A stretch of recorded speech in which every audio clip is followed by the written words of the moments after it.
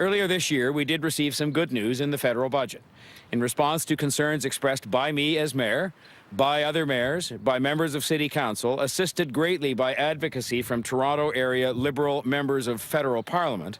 the federal budget announced significant new funding for housing,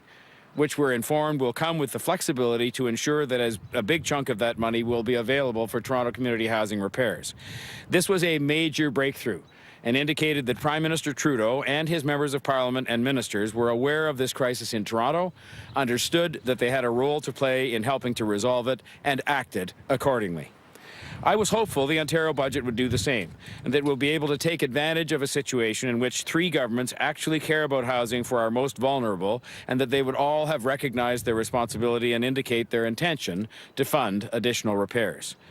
Honesty and the maintenance of trust is of crucial importance to me. I've tried very hard to be honest at all times with the people of Toronto. And I would be less than honest if I said anything other than the fact that I was deeply disappointed at the failure of last week's Ontario budget to indicate any new funding whatsoever for Toronto community housing repairs.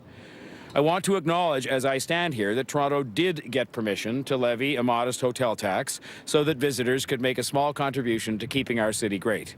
There were some significant new initiatives for supportive housing for people with mental illness, and some provincial land is to be made available for affordable housing. These things were contained in the Ontario budget.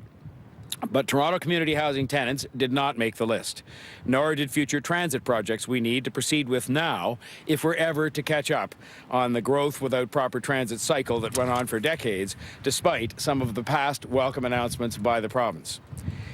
In my view, part of the problem that led to this complete absence of any response from the Ontario government on Toronto community housing repairs might be that the elected Liberal members of provincial Parliament might not have been as engaged as their federal counterparts in making the case for Toronto and for the tenants that they represent in Toronto community housing.